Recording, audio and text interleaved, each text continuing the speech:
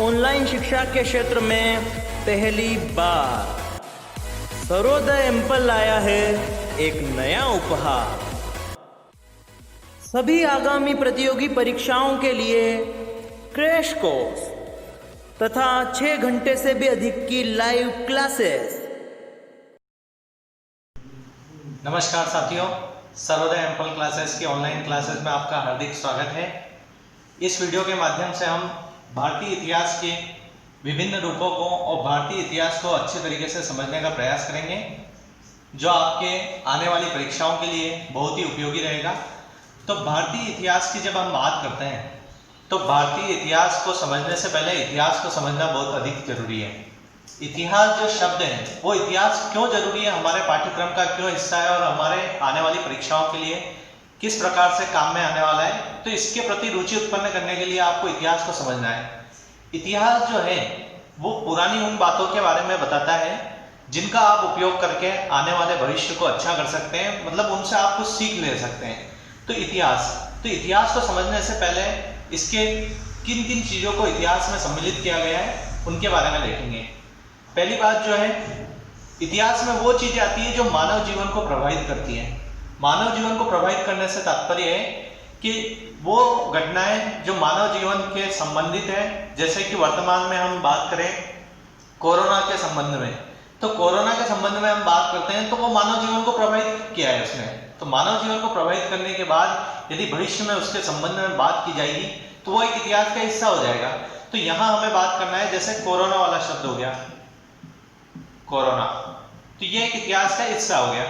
भौगोलिक स्थिति को प्रभावित करने से क्या तात्पर्य है, तो भौगोलिक स्थिति को प्रभावित करने से ये तात्पर्य हुआ कि जैसे कुछ दुर्घटना हुई या कुछ भूकंप चक्रवात कुछ आते हैं तो वो भी इतिहास का हिस्सा बन जाते हैं। जैसे 26 जनवरी 2001 को भारत में भूकंप आया था तो वो इतिहास में एक हिस्सा बन गया, तो वो भौगोलिक स्थिति को प्रभावित करने वाला भी हिस्सा इतिहास का भाग है। क्रमबद्धता से क्या तात्पर्य है, क्रमबद्धता से तात्पर्य है कि इतिहास में उन्हीं चीजों को लिया गया है जो एक क्रमबद्ध तरीके से लिखी गई है।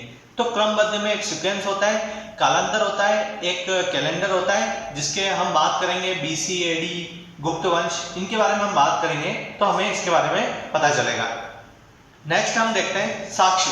साक्ष्य क्या होते हैं, तो इतिहास में वो चीजें आती है जो हमने कहीं से देखी है, लिखी हुई, पढ़ी है, या विदेशी जो भारत में आए हैं उन्होंने विवरण के माध्यम से बताया। तो पुरातत्व में जैसे अभिलेख आ गए, अभिलेख भी इसका हिस्सा है। जैसे शिलालेख हो गया, शिलालेख भी इसी का हिस्सा है।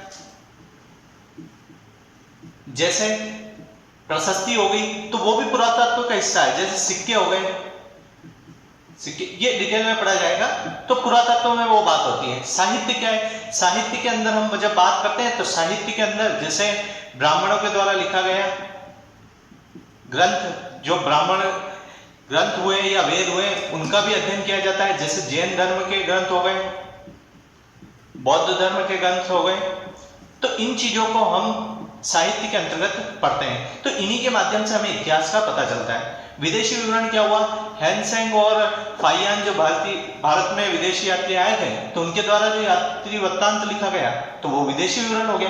तो इन सब का जो वर्णन हो गया वो इतिहास के माध्यम से हमें पढ़ा जाता है। तो हमें ये ध्यान रखना है कि मानव जीवन को प्रभावित करने वाले, भौगोलिक स्थिति को प्रभावित करने वाले, जिनमें क्रमबद्धता होती है और साक्ष्य होता है, वो इतिहास कहलाता है। अब हम इतिहास के वर्गीकरण को पढ़ेंगे कि इतिहास को शुरुआत से लेकर अभी तक। अब हम इतिहास के वर्गीकरण को पढ़ेंगे कि इतिहास को जब हमने अच्छी तरीके से समझ लिया कि इस तरह की चीजें जो होती है वो इतिहास के अंदर आती है, तो इतिहास को कहां से शुरू किया गया और कहां पर इसका वर्तमान चल रहा है। तो इतिहास को समझने से पहले इसके 3 भाग होते हैं। पहला भाग है प्राग ऐतिहासिक, दूसरा है आद ऐतिहासिक और तीसरा है इतिहास जो वर्तमान का इतिहास है।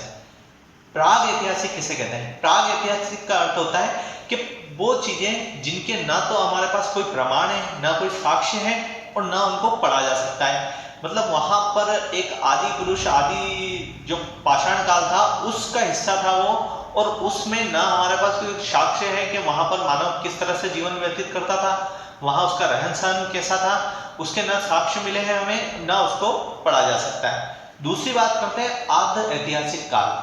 आद्य ऐतिहासिक काल में हमें साक्ष्य तो प्राप्त हुए पर उन्हें पढ़ा नहीं जा सकता, मतलब उनकी जो लिपि है उसको अभी तक पढ़ा नहीं गया है, तो वो आधा इतिहास है, इसलिए उसे आद्य ऐतिहासिक काल कहा जाता है। फिर उसके बाद जब हम नेक्स्ट देखते हैं तो हमें कुछ ऐसे साक्ष्य मिलते गए जिनको हम पढ़ने में सक्षम भी हुए और उनको पढ़ भी पाए, तो वो इतिहास का हिस्सा बन गया और उसमें वो सभी घटनाएं हो गई जिसमें क्रमबद्धता भी आ गई, जिसमें मानव जीवन को प्रभावित करने वाले कारक भी आ गए, भौगोलिक स्थिति भी आ गई, तो वो इतिहास का हिस्सा हो गया और वो इतिहास में साक्ष्य भी मिले हमें और उनको हम पढ़ भी सकते हैं। फिर हम देखते हैं कि जब इतिहास को हम पढ़ भी सकते हैं और साक्ष्य मिले तो उनको उसके बाद क्या डिवाइडेशन किया, तो भारतीय इतिहास के अनुसार जो इतिहास है उसको 3 भागों में विभाजित कर दिया गया।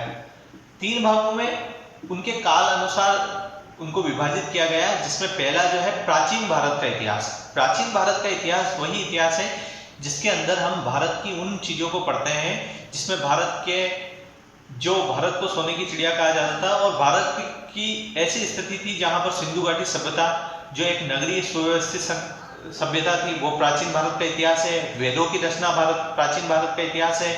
महाजनपदों का उदय प्राचीन भारत का इतिहास है। मौर्य काल, गुप्त काल, बौद्ध धर्म, जैन धर्म, सभी के बारे में हम प्राचीन भारत के इतिहास में पढ़ते हैं। तो हम देखेंगे 2600 BC से बिफोर क्रिस्ट, मतलब ईसा मसीह के जन्म से 2600 वर्ष पहले से चलने वाला और 800 AD और उनकी मृत्यु के 800 वर्षों बाद तक चलने वाला जो इतिहास है वो प्राचीन भारत का इतिहास है। ये जब इतिहास को पढ़ा जाता है तो उसके बाद जब हम नेक्स्ट देखते हैं तो हमारे यहाँ विदेशी आक्रमण होने लग गए थे और विदेशी आक्रमण जैसे जैसे होने लग गए थे तो उनका जो इतिहास चला है वो 800 AD से लेकर 1707 AD तक चला है। इस मध्यकालीन इतिहास में जब हम पढ़ते हैं तो इसके अंदर विभिन्न आक्रमण हुए, भारत पर विदेशों का आक्रमण हुआ, जिसमें हम 2 भागों में इसको वर्गीकृत करते हैं। तो पहला जो भाग है वो पूर्व मध्यकालीन भाग है। इसके अंदर हम देखते हैं कि 800 से 1200 AD तक राजपूत काल रहा है। जैसे हमको पता है कि 1191 में तराइन का युद्ध हुआ था और 1192 में तराइन का द्वितीय युद्ध हुआ था।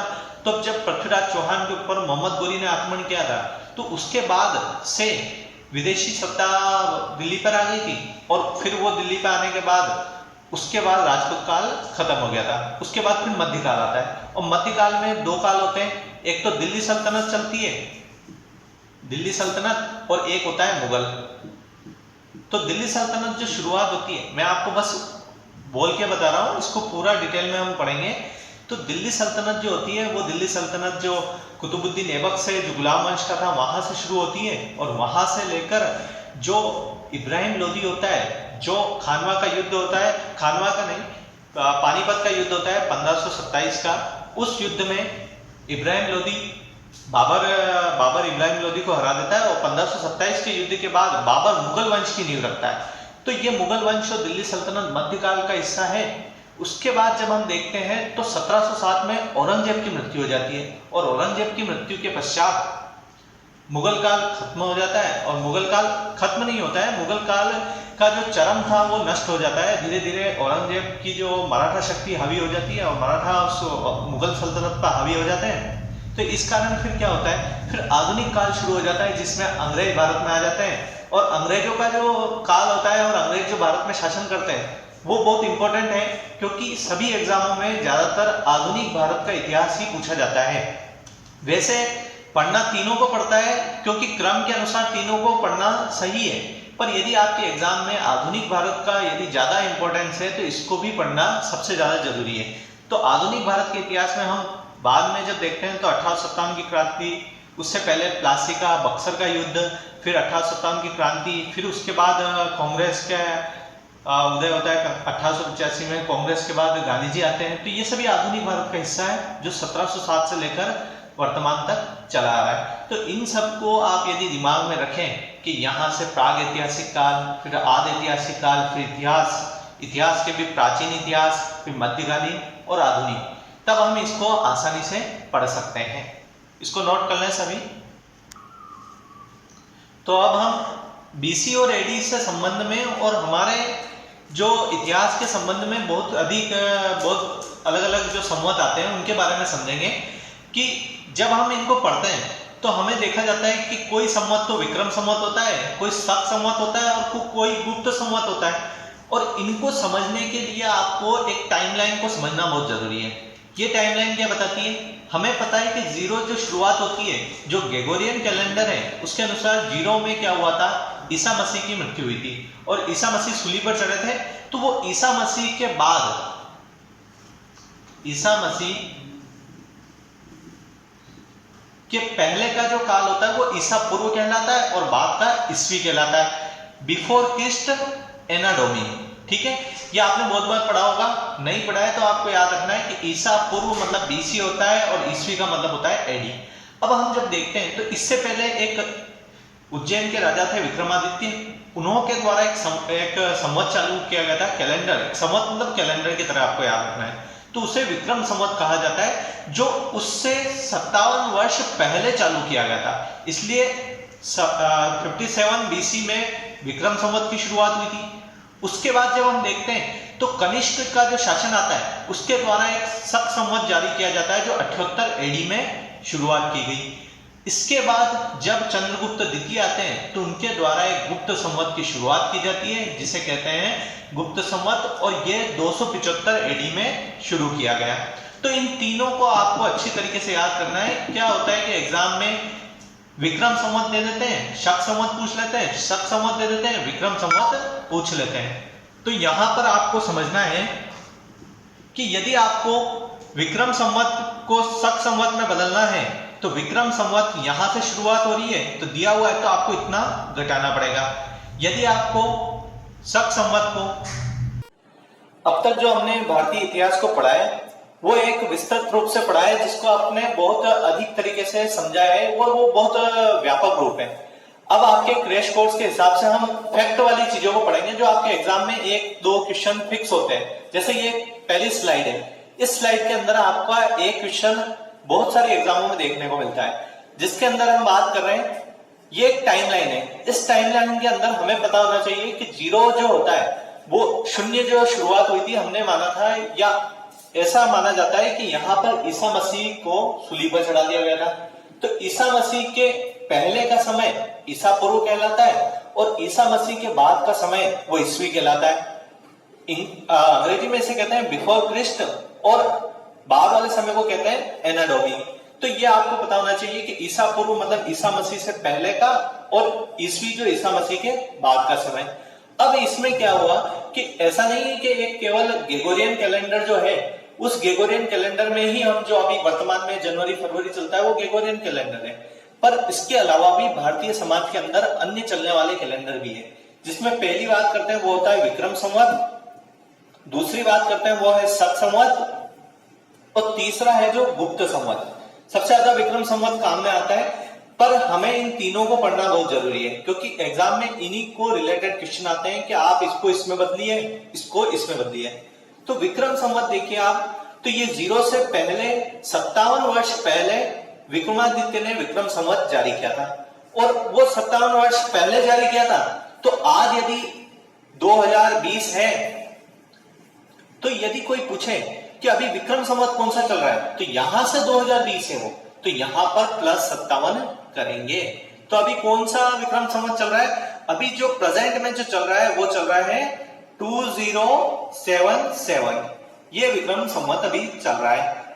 नेक्स्ट बात करते हैं शक संवत की। शक संवत जो कनिष्क के द्वारा ईसा मसीह के 78 वर्ष बाद दिया गया, और इसे भारतीय कैलेंडर भी कहा जाता है, भारतीय संवत है,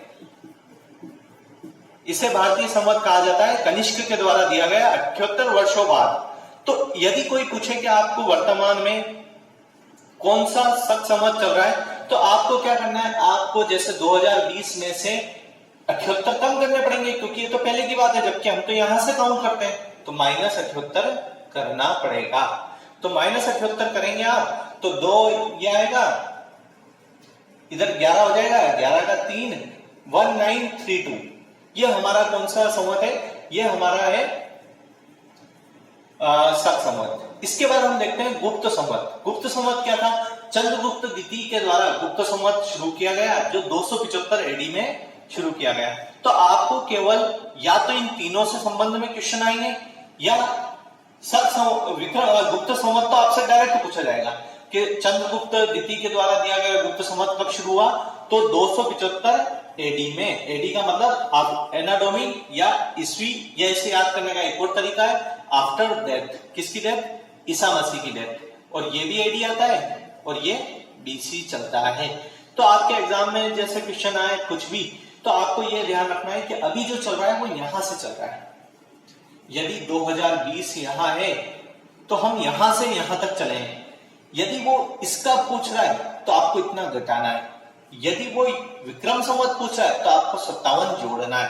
तो यहां यदि वर्तमान की बात करें तो आपको +57 करने होंगे, यहां -78 करने होंगे और यहां -275 करने होंगे। तो आपके एग्जाम में एक क्वेश्चन कंफर्म है कि इसी का यदि आता है तो आप इसको गलत नहीं करेंगे। तीनों संवत को आप अच्छे से याद करें। केवल एक चीज और याद करनी है, शक संवत जो होता है वो भारतीय कैलेंडर कहलाता है।